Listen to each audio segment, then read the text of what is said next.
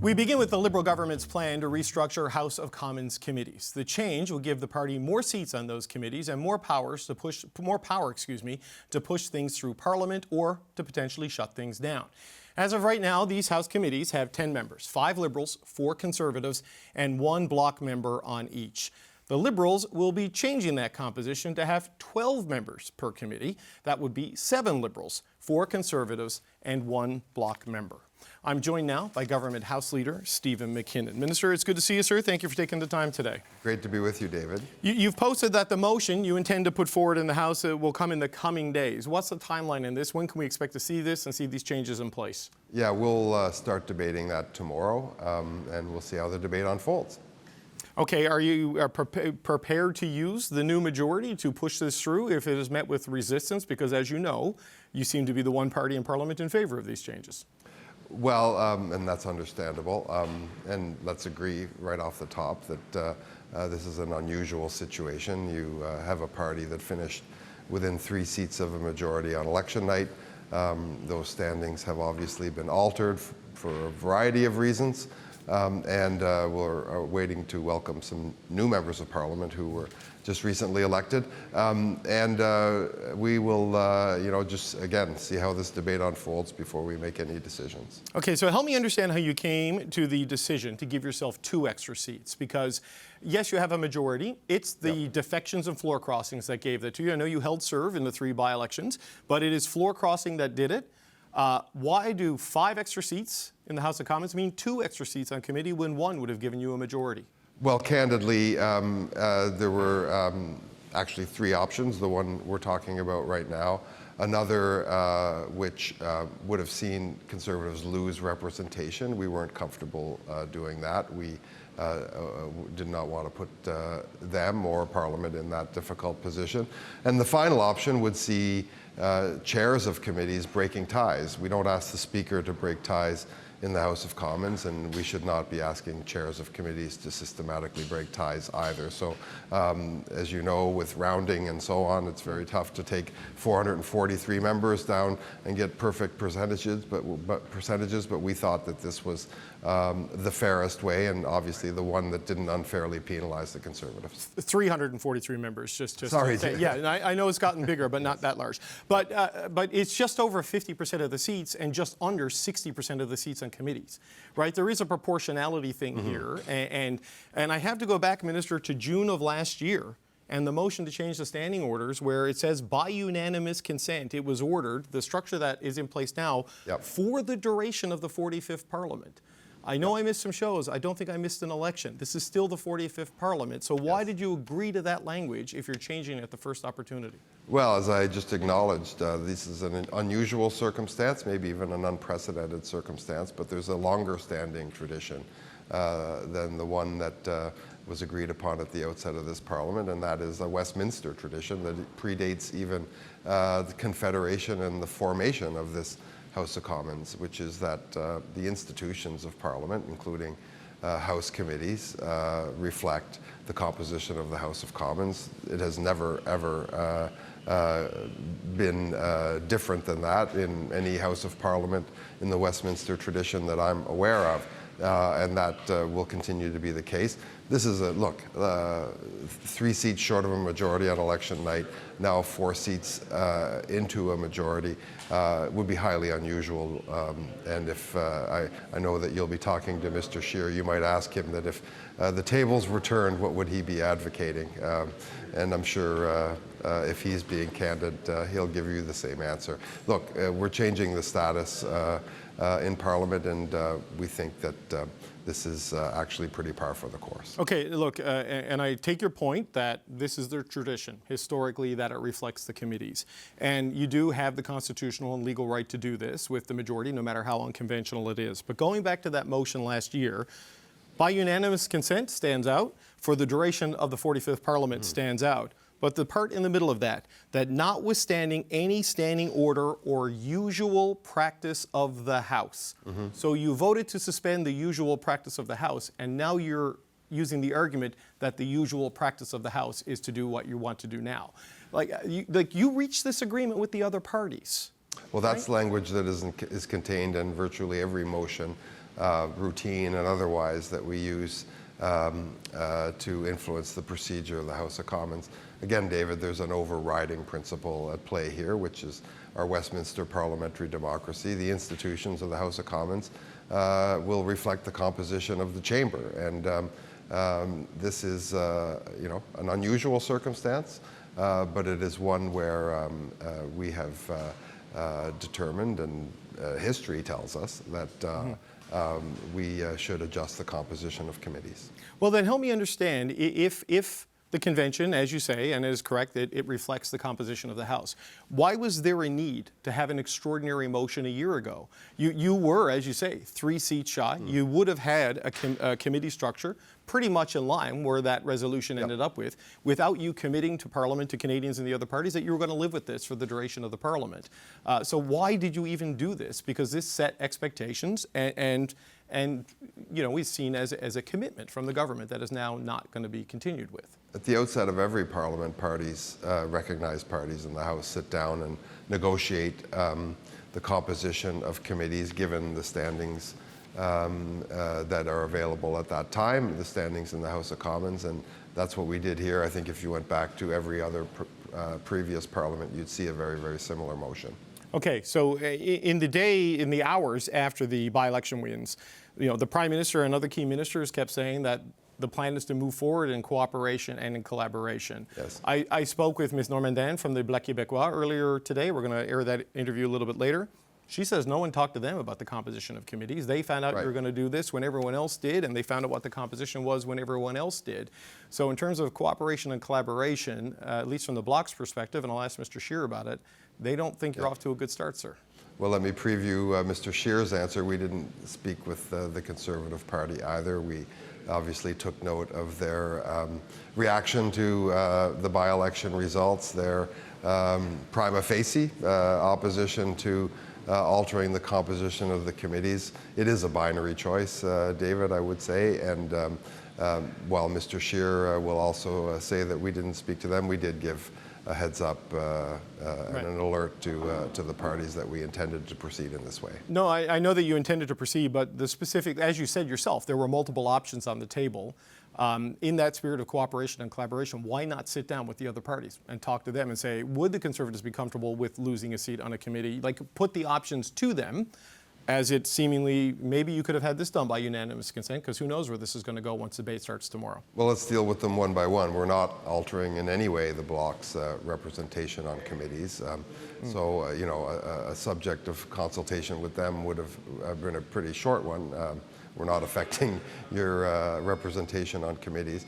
In the case of the Conservatives, I'm going to go out on a limb here, David, and say that they would prefer to not have a member subtracted from every single committee, standing committee of the House of Commons, and that's why we used our judgment and ensured that their representation stayed at the level it was. Well, look, I suspect you're probably right, but I'll ask. You can ask Mr. Well, that's Scheer. how you find things out, Minister, right? So just as a final point, I mean, whatever was the motivation in what you did with the committee structure that was supposed to last the duration of the Parliament, that was a unanimous consent. Presumably you and the other House leaders reached agreement on that, and that's how we landed there. There's now a frustration over this approach.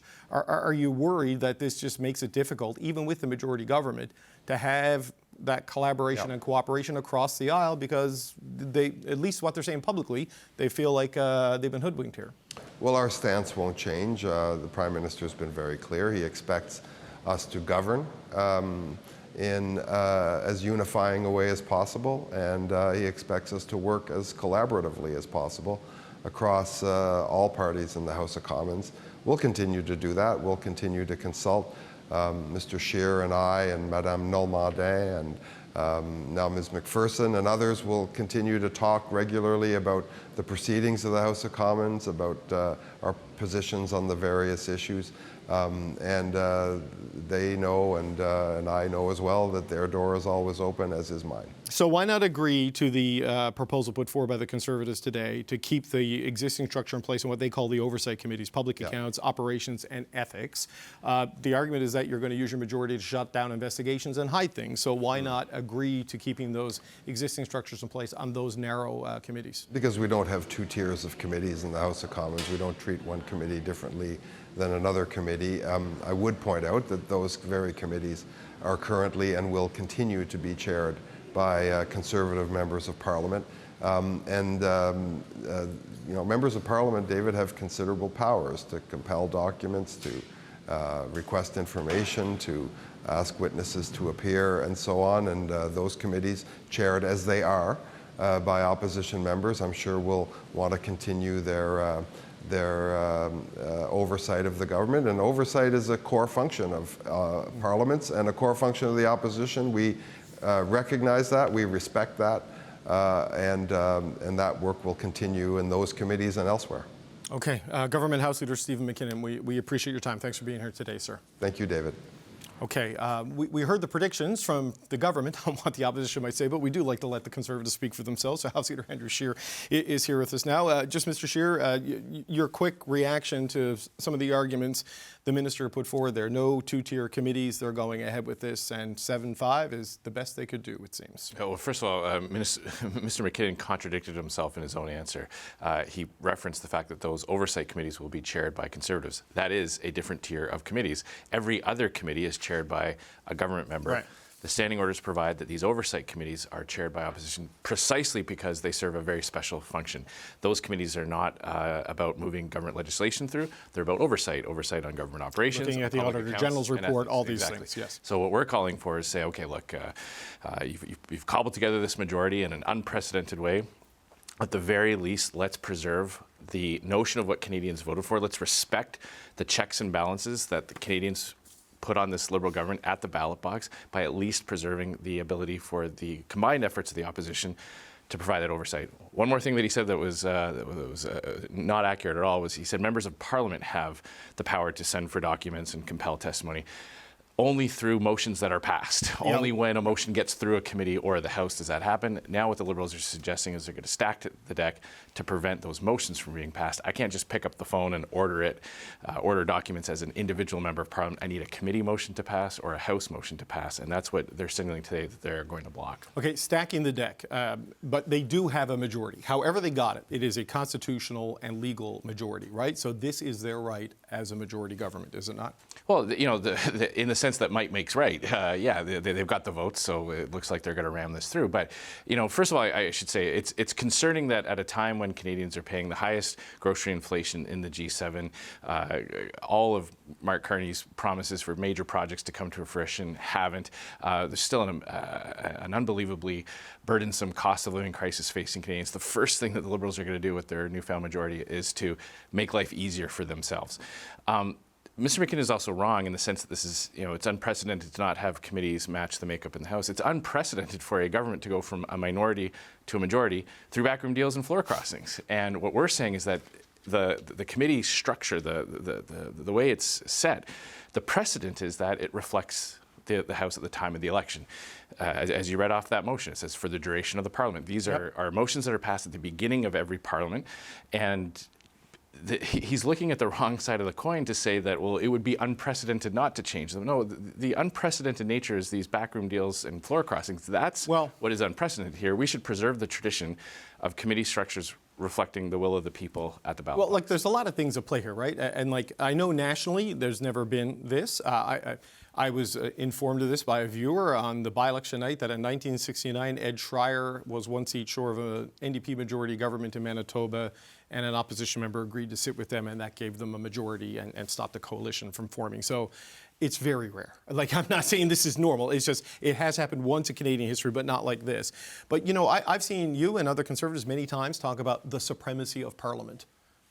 This is the supremacy of Parliament. They have a majority. I mean, so that principle applies even when it comes to committee structure, does it not? Well, I believe the supremacy of the Canadian people at the ballot box is an even higher order of priority. There's no question they've got the votes now. They made deals with people who would never have gotten elected as Liberals, who got elected as Conservatives, who made Some promises. of them might have. Well, you tell me which ones. Christine Normandin, who lost Acadianapolis, or won Acadianapolis by about 500 votes, and Laurie Idlout won by 45, 50 votes in Nunavut. Quite possible. Well, in the case of people who have recently joined the Liberal Party from the Conservative Party, all of those vote totals went up massively under Pierre Poilievre's leadership. More and more Canadians in those ridings, voters in those ridings, wanted Conservative representation. And now through personal motivations and backroom deals, they are now sitting under the Liberal Party. So what we're saying is, at the very least, look, Liberals are going to do what they will now with this majority. They're going to choose to make life easier for themselves instead of tackle the affordability crisis that Liberal policies have caused. At least leave the oversight committees. Those are the committees that don't affect Liberal legislation. They don't affect the pace of legislation. Right now, we've got a Liberal filibuster at the Ethics Committee because they don't want Minister Champagne to answer questions about whether or not his partner benefits from high-speed rail program funding. But the Ethics Commissioner's office has sent a letter saying there is no conflict here. It's still up to it's still the right of Parliament to investigate that, hear how that decision was come to, what information was provided to the Ethics Commissioner to make that determination. The Minister himself said that he had recused himself, but then voted on several aspects of the bill that gave that funding. You can take steps on an abundance of caution and then be told by the watchdog you don't need to. You know what? These are that seems to be the case. These are great questions to be held, to be asked at the Ethics Committee with the Minister and with the Ethics Commissioner. But that's not going to happen now because the Liberals are going to filibuster and then stack the deck and give themselves a majority. There is no rational explanation to link legislation moving through the House and these oversight committees. There's just no reason for it. The only reason why Liberals would stack the deck on these committees is to hide information and to cancel investigations before they even start. So a couple of things I want to go through with you, if I can. So you have been highly critical of the floor crossings when they happen. And look, and I get some people absolutely hate the idea that somebody can just cross the floor after being elected under one banner. But are you suggesting that the Conservatives would not accept floor crossers now if someone wanted to leave? Like if some disaffected Liberal decided, or New Democrat, or Bloc, whatever, decided they wanted to switch parties, would you not take them because you find this so distasteful? Well, you know, we take some of the floor crossers at the word when they say that, I believe it was Ms. Gladdy herself that said that people who cross the floor should step down in a by-election and receive. But would you accept a floor crosser? There's a world of difference between what has happened in previous parliaments where an individual member might cross the floor because of a break-in party principle, a leader making a vastly different decision, or seeing the light over a sustained period of time. What we're seeing now are a lobby campaign by the Liberal government to put pressure and to entice people to leave for personal reasons. In fact, the most recent floor crosser said it was good for her personally. So what Mr. MacKinnon is suggesting is that, you know, any party would do this and they're in the same boat. No other party has done what this Liberal Party has done. No, but no other party in this kind of systemic way has tried to fundamentally alter the nature of the government that the Canadian people elected at the ballot box, and that is completely unprecedented. But no other party, on the flip side of it, has been able to hold together a caucus so in such a short time after an election. Like if Mr. Poilievre and everyone had been able to keep those four happy enough to stay in the Conservatives, you'd still have the committee structure you wanted and they wouldn't have their majority, right? Like something happened, Mr. Scheer, that caused four people to leave. Yeah, and the Liberals themselves have admitted that they were on a sustained campaign of recruitment and But if people are happy, you can't woo them away, right? You know, these individuals campaigned on a promise to fight Liberal inflation, to put an end to the decades-long massive deficits that devalued Canadians' paychecks, that drove up prices, fight against bills and rules that block development, that keep our natural resources trapped, they campaigned against a leader of the Liberal Party, Mark Carney, who has spent his life fighting for higher carbon taxes, to leave oil and gas in the ground, to leave those natural resources in the ground. Our leader, Pierre Poilievre, has continued that fight. We're all proud to be part of that team under his leadership, and we're going to make that case to the Canadian people. But here and now, there's an affordability crisis. And rather than find new ways to strengthen the Canadian dollar, to make life more affordable, to remove taxes that stand in the way of growth and development and take money off people's paychecks, rather than do any of that, the Liberals are now going to stack the deck midway through a parliament to give themselves more power to make life easier. But on an individual level, how is what Christine Normandin did any different than what Leona Elleslev did? I mean, I was watching in the question period gallery, you were the Conservative leader. Melissa Landsman, before she was in elected life, was a consultant, and she helped orchestrate the day where Leona Elleslev stood, voiced her displeasure with the direction under Justin Trudeau.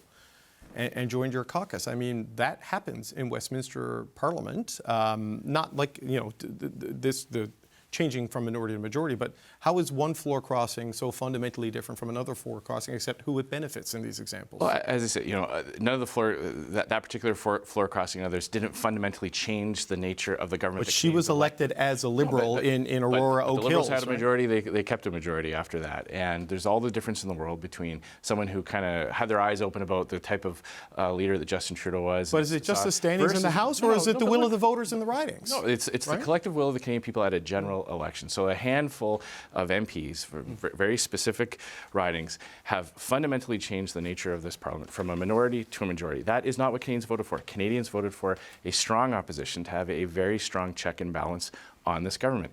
We were elected to provide that in the strongest opposition in Canadian history, elected to provide that oversight, and now they are taking the expressed will of the Canadian people away. And especially if I can go back to these oversight committees, there's no public policy outcome that Mark Carney can claim he needs to have a majority on oversight committees, because precisely they don't handle legislation. They're not responsible for moving things through. They are literally there to scrutinize in a dispassionate way government spending, right, government ethics, and how government operates. And there's absolutely no public policy interest. There's no interest for the Canadian people to have a Liberal majority on these oversight committees. Okay, I've got to check because I have Jean Charest standing by, but quickly, Mr. Scheer, obviously a lot to talk about when debate on this starts tomorrow. Will we see a filibuster from the Conservatives on these changes? Well, we've put out this call to make these changes on the Oversight Committee. I've yet to hear a formal response back from the government, so I don't want to prejudge that, but we are hopeful that they will at the very least. Mr. MacKinnon basically said no two-tier committees, right? You open with that. So will you try to hold this up? I'll certainly be making some persuasive arguments in the House, and I hope Canadians are persuaded too that the government should not be focused on making life easier for themselves. They should be focused on making life more affordable for Canadians. That's what Conservatives are focused on. Okay. Conservative House Leader Andrew Scheer, appreciate you coming in. Thanks for your time today, sir. Thank you. The Liberals are moving to take control of key committees in the House of Commons. Having gained a majority government this month, the party says it's time to make changes to reflect that power in the committees where legislation is studied. In Parliament, there is a long-standing principle. A party that has the majority of seats in the House also has a majority in committees. The Prime Minister has been clear. He expects to see a Parliament that delivers results for Canadians. And he expects Liberal MPs to work collaboratively with their colleagues on all sides of the House. The Conservatives can't stop the majority Liberals from passing a motion to make those changes, but the party is asking the Liberals to leave three key oversight committees alone. The Public Accounts Committee, the Government Operations Committee, and the Ethics Committee.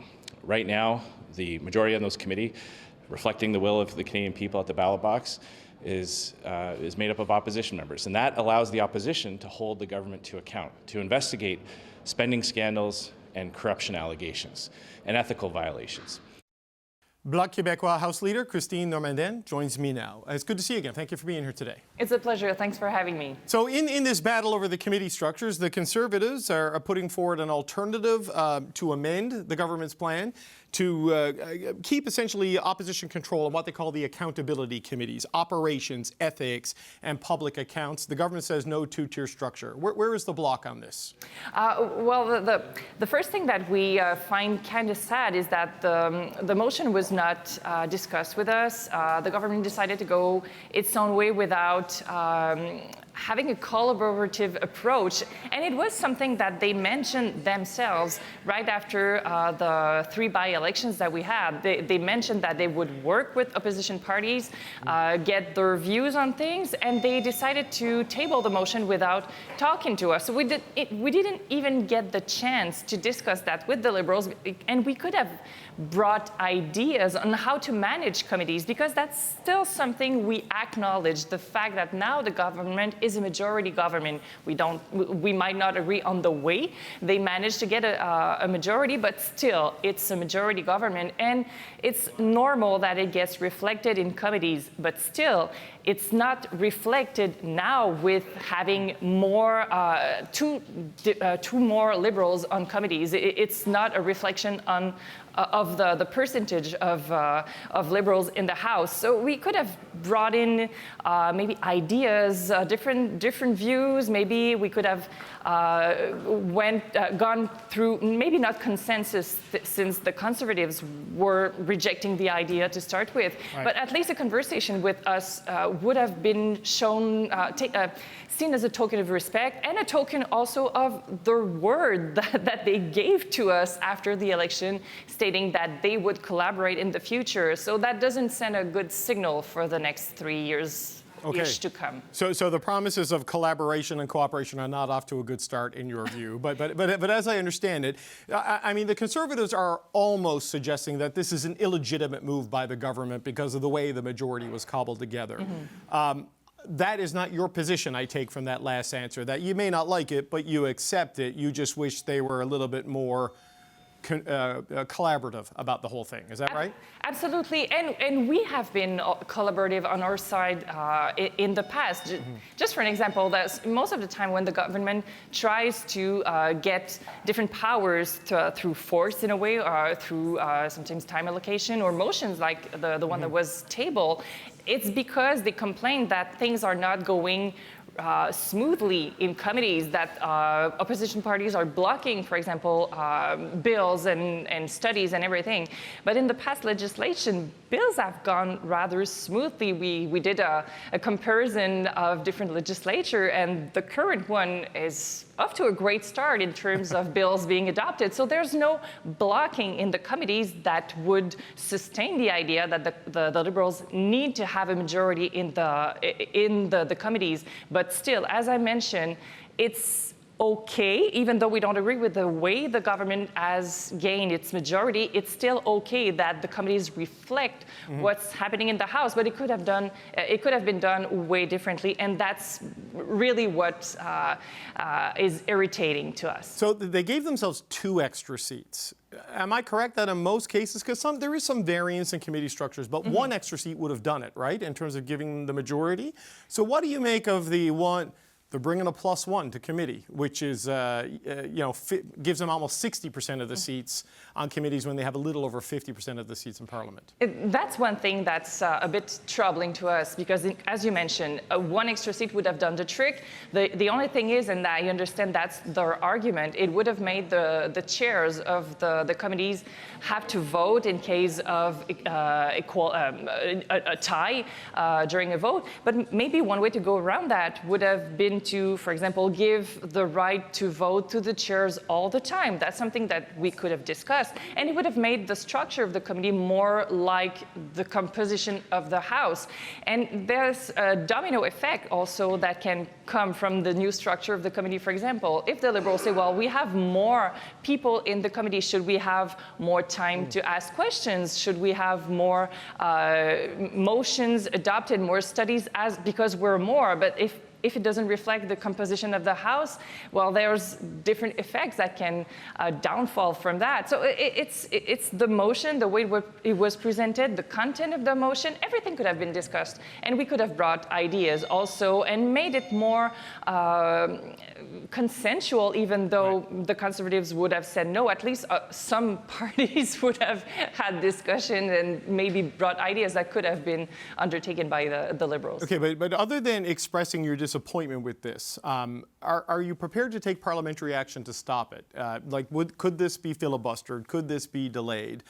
They have a majority. They will eventually use it to get what they want. But are you prepared to go to extreme sort of tactical lengths to make them work for it, or are you just going to let it happen?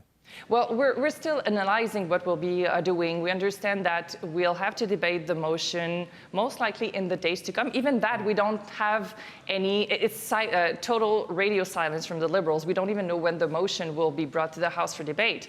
But if we had started with a collaborative approach, maybe you wouldn't be asking us the question of what we intend to do with the motion. But since it was done in a very not collaborative way, well, everything is on the table. If there's a need for a filibuster, maybe we'll have to analyze it, and then maybe they will have to come with a time allocation. So it doesn't send a good signal on something that should be the highest peak of democracy. Right. It's the committee structure and the way the parliament works. So it really doesn't send a good signal for the years to come. But they kind of force us to analyze different options as it was not discussed with us prior. So just as a final point, I mean, they make the argument that they have a majority, however they got it. This is their right to do this, and they have the all legal and constitutional authority to do it. But they did commit a year ago to a committee structure that they agreed would sustain itself for the duration of this parliament. And I don't think I missed an election, so this is still the same parliament. So are you at all suspicious of why they're doing this, or do you think we're a majority, we want the power, it's easier, it's more convenient, we're doing it? Is it just they want to flex that majority power, or do you think there's something else to it? Well, as you mentioned, they have the tools to do whatever they want, but it's not because you can do something that you should do something. So it doesn't, as I mentioned, it doesn't send a good signal for the collaboration to come. And collaboration is something that goes both ways. So they might need us every now and then on different things. Maybe it's going to be harder as they have decided to go their own way. They're basically saying to us, it's our way or the highway. Maybe that will come back at them at some point. Maybe not now, but in the future can be long. 3 years can be long, and if that's the way they decided to play things, well, unfortunately, we might have to follow, but it's going to be because of them, not because of us, because we extended an olive branch at the beginning. We always pleaded that we were the adult in the House. That was our intention to continue that way, but they're not helping us, helping them maybe in the future. So we'll see for sure, but it's definitely not off to a good start. Christine Normandin, the Bloc Quebecois House Leader, it's always good to speak with you. Thank you for your time today. Anytime.